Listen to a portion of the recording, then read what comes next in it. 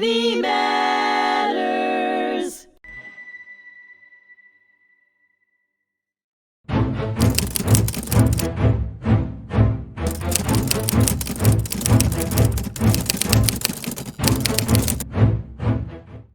Hello and welcome back to History Repeats. I'm your host, as always, Liam Carballal. Joining me once more is Richard Acritelli. Richard? Liam, how you doing? Good seeing you. Yeah. So, Richard, we're going to change things up a little bit from how we usually, from our usual subject matter. Today, we're just going to talk about history versus Hollywood. We're going to talk about some of our favorite movies, and we're going to see what they got right and what they got wrong. First up on the list is Glory with Denzel Washington, Morgan Freeman, and I can't remember. Matthew Broderick. Matthew Broderick, yes. They never thought that Ferris Bueller would be able to play a Civil War colonel. I And still don't think he did. You know, like I guess Ferris Bueller, which is like one of those movies, they call it a remote drop, right? When it's on, you kind of laugh, you know, and you get a kick out of it, right? But I believe he did a pretty good job. There's a scene in Glory where Denzel Washington's complaining and he's saying, you know, he's never been to no West Point. You know, the only reason why I got this job is because his mommy and daddy fixed it. They started realizing that he was from a pretty strong abolitionist family, Massachusetts. For those who aren't familiar with the movie, it's about the first black combat unit in the American Civil War. Yeah, it's one of the 54th first Massachusetts. Yes. fighting regiments, right? And, you know, one of the reasons why the black soldiers were used was because the casualties were so grievous on the northern side. And then when Grant gets in 1864, he's really going to put a lot of pressure on the Confederacy to finally end the war. So the blacks want to take responsibility to show that they could fight and that they can die for the Union war effort to end slavery, to bring the country back together. But the government always wants to say, all right, okay, white soldiers are fighting and dying, now you can do this. But there was a lot of roadblocks and stuff like that. So the first part of the movie, it's amazing. A lot of the racism that you see is from within, from the Northern Army. Well, they were fighting to abolish slavery. They weren't fighting for equality. And so Matthew Broderick, you know, he really doesn't know. And I think where the movie is correct is that it shows that he became a senior officer without much experience. He fights at Antietam, but he never led that amount of soldiers before. So he's got to learn on the job, right? Yep. And one of the things that brings him and the soldiers together, the African-American soldiers together, is over the shoes and the socks. Yep. So Denzel Washington's was a trip, ends up taking off. They think he just is like, you know, deserting. But, you know, Morgan Freeman's character, Rollins, says he was looking for shoes. Yeah. And then after he ends up getting whipped a number of times, the colonel goes, well, are all the other men like this? Yes. So then he ends up going to the supply officer, right? And, you know, he's lying to him and he knows it, right? And Matthew Broderick calls him a piece of rat filth. So maybe that's like the equivalent of dropping an F-bomb or something today, you know? So did that actually happen to your knowledge? It probably did, because, you know, what you're looking at is all the inequalities. So even if that situation I do didn't know happen, they were paid less. yes, things like that occurred, you know, and, you know, during the Spanish-American War, the black soldiers were not allowed off the trains to buy goods and services to go over to Cuba. You know, over here, the German prisoners of war were treated better than the blacks. You know, so it doesn't make any sense. So does it exactly happen? Who knows? But could you believe it happened? Definitely. So what does he do to gain favor? Okay, he knows he needs to be there for his men, because his job is to take care of his men in order to get them to fight. He gets the shoes and he gets the socks, and then the rifles come about, and then all these different. So he goes from this low spot to this higher spot where he understood the soldiers, they understood him.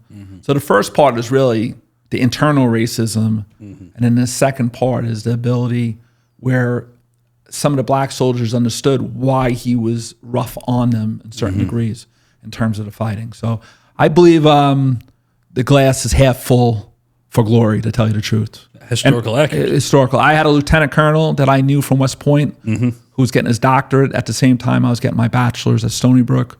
He did a history versus Hollywood for the Civil War class I was taking there. Yeah. And he said there was a couple of things, but for the most part, it was a pretty good movie. I do remember one historian complaining that like they said that there were no black commissioned officers, but they made Morgan Freeman an NCO. Well, he was a non-commissioned, so he was sergeant major. So he was not. Yeah, he was not an officer. Yeah, so that was the thing, is they said that while blacks could be NCOs, they couldn't be officers. Apparently, that's not necessarily true. Do you know? I'm not sure about that. Was there possibly some black officers towards the end of the war? Anything's possible. Yeah. Because you know why? You have more African American soldiers in the lines. They have to be trained. They have to be cared for. Yep. And you want to bring people in that know those groups, right? So is there a possibility that you have black officers? Yeah, sure. I just didn't ever really know of a single account, but it's interesting that you bring that up, and something I'll probably take a look at, I think. You know. Okay.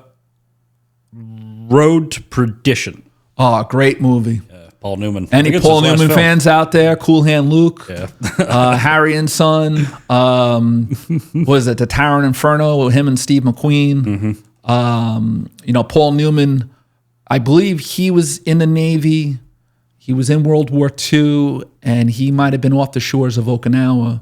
Yeah. When you look at Paul Newman, they always called him like a lovable bastard. Yeah. You know, like it just, Cool Hand Luke is just, he's totally against authority. Yeah. And they go like, they said to him in Cool Hand Luke, you know, you did pretty well in the war. A couple, you know, Purple Heart, Silver Star, Bronze Star, Sergeant. You come out buck private. I was just passing time, you know. So he was totally against authority. In the Road to Perdition, he was the authority. Yeah. He was the head mobster for that area. I believe it was somewhere in Illinois or Indiana, somewhere outside of Chicago. And Daniel Craig was in it. Tom Hanks was great in it. Yeah. He was like his muscle, his hitman, you know. And there's a very unfortunate situation where his older boy, Tom Hanks's boy, sees a murder committed by Paul Newman's son in the film. It's a Depression era film. A Great Depression era film. Yep. It gets it right with the Depression. It really does. I mean, it's like, I want to go home and watch it today, you know, I'll tell you the truth. And they end up becoming bank robbers after his wife and younger son is murdered by Paul Newman's son to get back at them who were tied to Al Capone. And they start robbing the banks and stuff like that. And, you know, it's great. He teaches his son how to drive. And, you know, there's a scene, you know, do you know what the clutch does? Yeah, it clutches. And Tom Hanks with that kind of smart Alec, you know, yeah, clutches, you know. So it was a great movie. And, you know, it's Hollywood and everything else. And, but it was like a little bit of a cat and mouse movie where they were going after the mob, but the mob had a bounty hunter or hunter on them. And it goes the whole length of the film. So Jude Law was in it. He was pretty good in that. Was it would you say it's a pretty accurate depiction of like Depression era definitely gang violence? Yeah, because you know what it is? Like the mob was still big. There was a scene where they were talking about getting involved with the unions, right? And hurting the unions. Yep. And Paul Newman's character goes, well, they're already drinking and going to our, you know, prostitution and all that.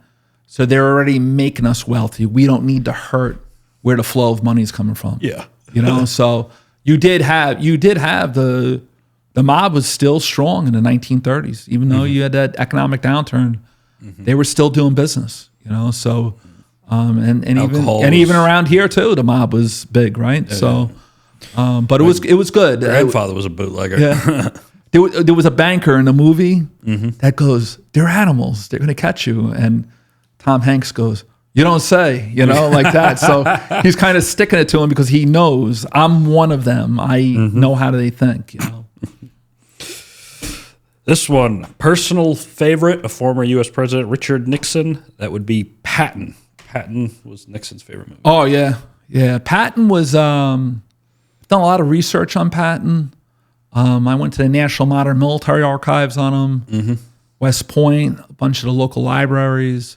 Stony Brook has the World War II collection there. So they have like the Civil War, the War of Rebellion there, and they also have the World War II government books.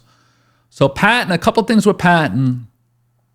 The start of the movie, because it starts in North Africa after the disaster of Kasserine Pass. The first US first scene when he comes out in front of the flag, that's really... That was supposed to be the intermission. That's really the end of the war when he takes over the Third Army, when Third Army becomes, I believe, operational. Yeah, they had originally shot that scene to be in the middle of the film. And they changed it.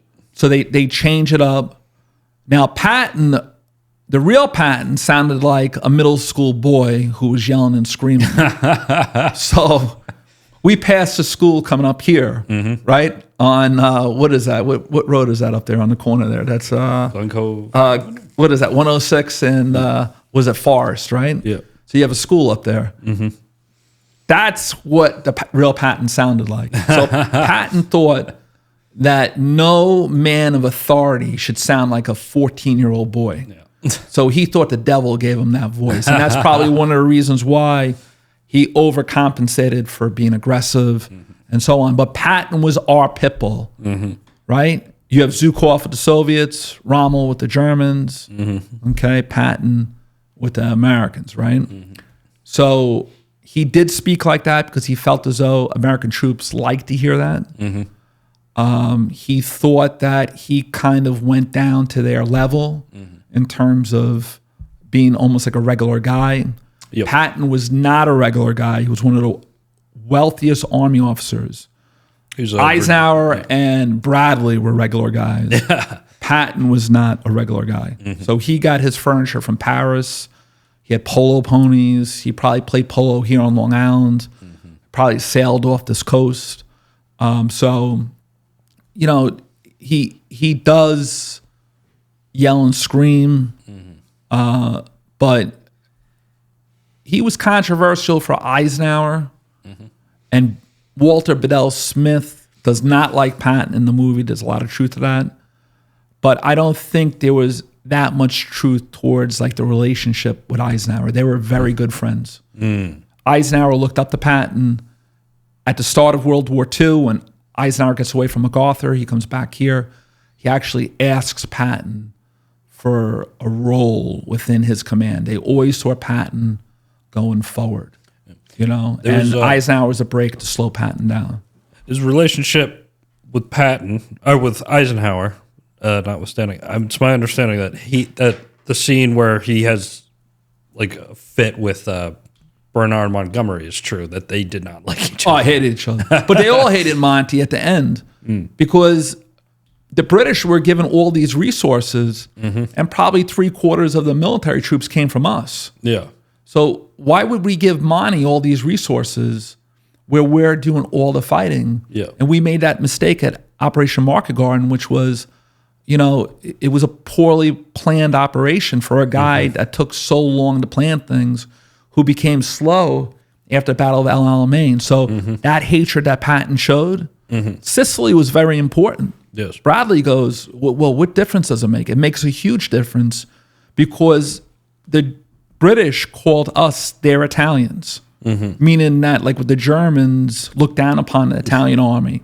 So the British call us their Italians. So that was a big, big deal, believe it or not. Racing to Messina. That restores American credibility because we got off to a slow start in North Africa. So I would say Patton was very true.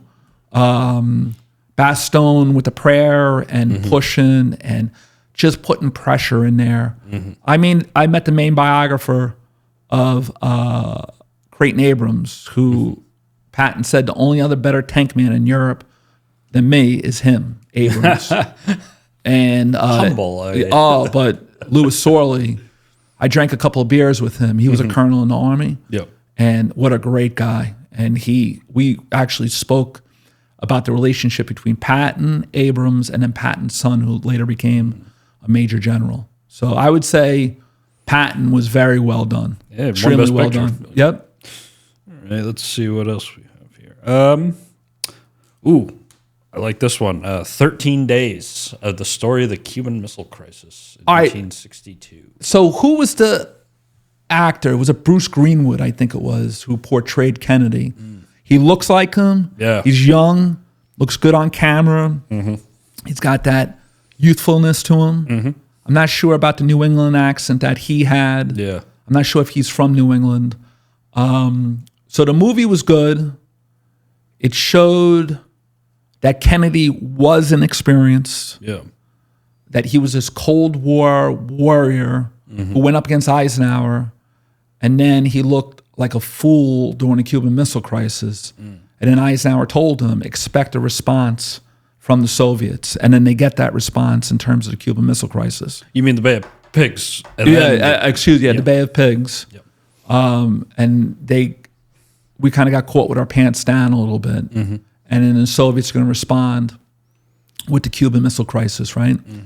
So there's a scene in the movie where Kennedy is fighting with the brass. There's truth to that. LeMay wanted to go in. And then there's another scene where Kennedy was supposed to be this youthful, young. Eisenhower looked like your grandfather. Kennedy looked like, even though he was filthy rich, Brahmin class, right? Yeah. But he identified with you because you had kids, he had kids. You fought in the war, he fought in the war. Yeah. You understand what I'm saying? Like, there was something there. Yeah. Relatability. It was relatable. He was playing football on the front lawn at Hyannisport, you know. He had little kids under his desk, right? So people related to that, right? But what they didn't know, what most people do not know about Kennedy, was his health was never good. For when he was a young guy, and then it didn't help that a Japanese destroyer went through PT-109, right? His PT boat, of which he was like a hero for that, right? And then the thing with LBJ, he's a vice president of the United States. You do not see him once in the movie in terms of his national security team. At any part you see LBJ, he would have been literally right next to him. Yeah. Right? You can't completely disrespect the vice president like that in modern times that he was not there. You know? Was he maybe not at every meeting? Yeah, sure. But he was probably at 70, 80% of them there. So that was a poke at LBJ itself there. They did not like each other one bit. What's really interesting, I don't know if they mentioned this in the movie. As the Cuban Missile Crisis was going on, there was actually another incident where like a bunch of Navy destroyers had found a Soviet nuclear sub off the coast of South Carolina, and they were depth charging it, but they were they weren't trying to sink it. They were trying to get it to surface. Yeah. The whole blind man's bluff thing. The Soviets aboard the ship didn't know that that's what they were trying to do. They thought they were trying to kill them and that the World War III had already started and they were preparing to arm the nukes. And the captain at the last minute decided, you know what? I'm not going to destroy the planet. There's that scene in 13 Days with McNamara. Yeah.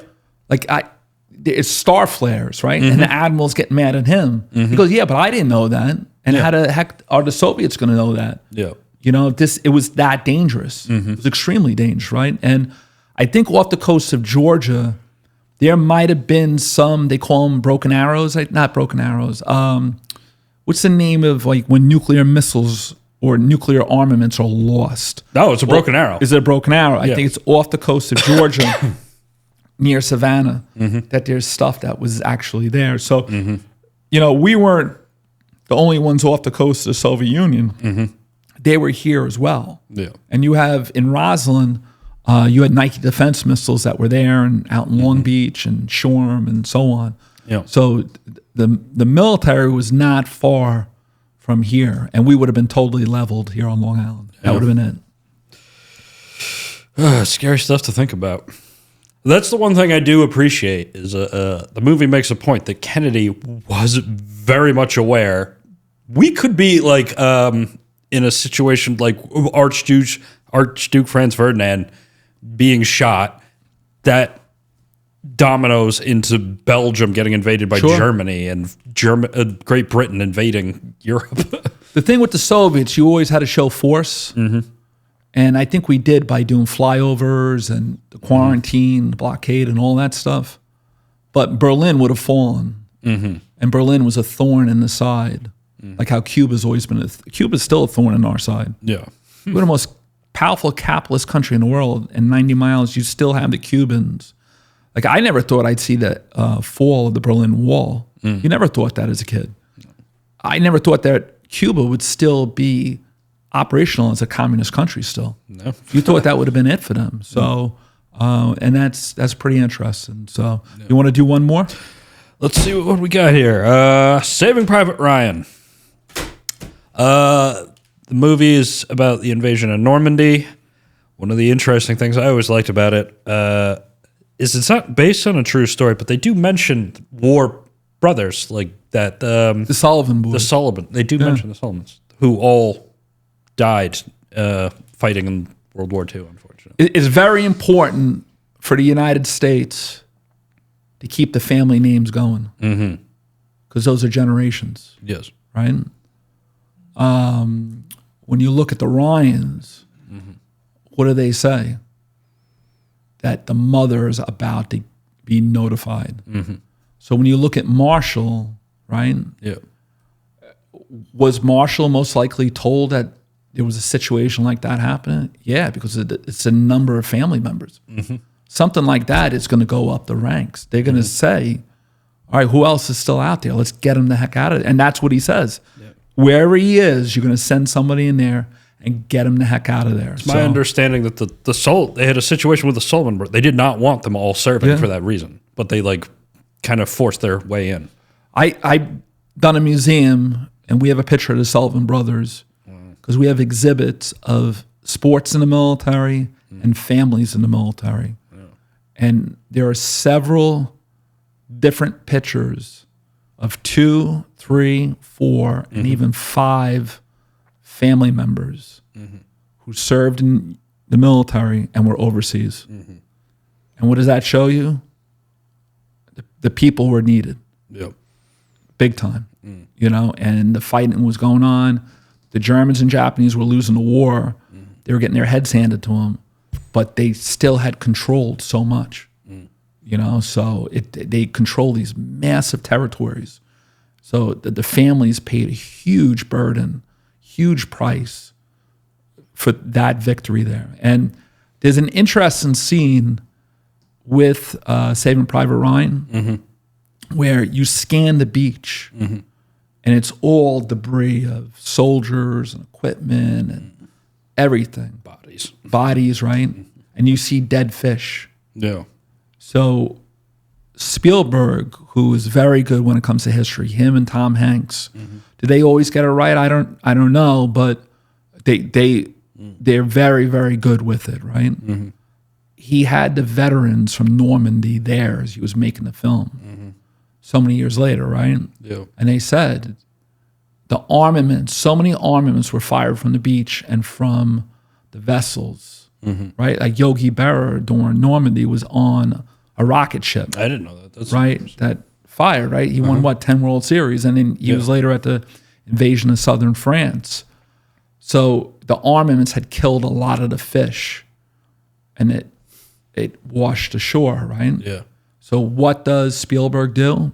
He stops the production in, I think it was 1997, because it came out in 98, of $100 million film. $100 million, that's about 30 years ago, right? Yeah. $100 million. Go to the fish markets, get bushels of fish. And I think most of Saving Private Ryan, I could be wrong, was filmed in Ireland. Because they always say how difficult the French is to deal with between us and them and so on. But they always say that there was a lot of Americans who paid for their freedom, right? For liberation against the Nazis. Okay, and they didn't want those beaches harmed in any way, shape, or form. Yeah. But it was good. It was I would say, when they say when Tom Hanks meets with Dennis Farina, who's his lieutenant colonel, and they go sticks in the wind, they're blown all over the place. That's all true. Who's alive? Where's this group? Where's that group? Yeah. You don't really probably. That beach doesn't get organized probably for a good week or two after that. Yeah. They're determining who was killed, the burials, who's coming ashore, what the plans are, and then you kind of get into St. Lo and the hedgerows fighting and stuff like that. So, okay. All right. I think that's almost enough time for us. This has been. We could do part 2 at another episode, right? Oh yeah, I'd love that. Okay. Let's keep this going. But for now, I've been your host, Liam Carballal. This is HMTV, and this is History Repeats. Thank you, Richard. It's always good to have you. Thanks, Liam. No problem.